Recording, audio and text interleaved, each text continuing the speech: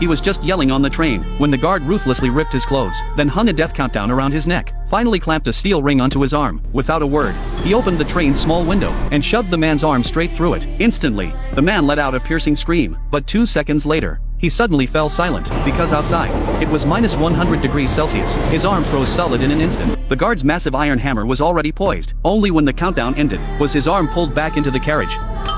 After confirming his arm was completely frozen, the guard raised the iron hammer. The man instantly wailed in agony, yet witnessing this unfolding scene, the poor passengers inside the carriage dared not speak out, for Earth had already plunged prematurely into an ice age. 99% of humanity had frozen into ice sculptures. The remaining 1% of survivors, crammed into this train that had been traveling for 17 years. But tragically, class divisions persisted aboard this very train. The wealthy occupied the front first-class compartments, living lives of extravagant luxury each day. The poor, however, were confined to the filthy rear, surviving solely on a black pastry. Not only that, the rich would snatch children from the poor carriages. If the poor dared utter a single complaint, they faced brutal torture. Yet where there is oppression, there is resistance. Even cornered rabbits bite back.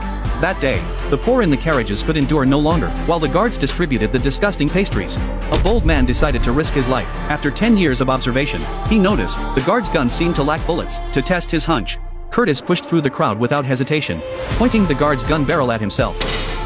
You've got no bullet! Upon receiving confirmation, the poor immediately hoisted a metal pipe and rushed toward the train door, successfully blocking it completely. Since the guards' guns were empty, they were swiftly overpowered by the crowd. But just then, a burly man brandished a massive sledgehammer, instantly terrifying everyone into retreat. A young man couldn't stand by and watch. He shed his cumbersome clothes and used his agility to dash before the brute, knocking him into a deep sleep. The group hurried to the train's prison car and rescued a trapped father and daughter. The man was a master locksmith, and his daughter possessed a unique skill. She could hear sounds through doors. After the man worked his lock-picking magic, the compartment door slowly creaked open. Inside, it was completely empty. It was their first glimpse of the outside world in 10 years. Everyone was stunned by the scene beyond, but now was no time for sightseeing. They had to break out before the guards arrived. Soon, they opened the second door. This was the carriage where the black pastries were made. Curtis wanted to see how the food was prepared. He was instantly horrified by what he saw inside. Their food was actually made from cockroaches. Just then, the girl suddenly sensed something, but it was already too late. Her father had finished unlocking the door. A group of guards now glared at them menacingly, just as the poor were preparing for a fight.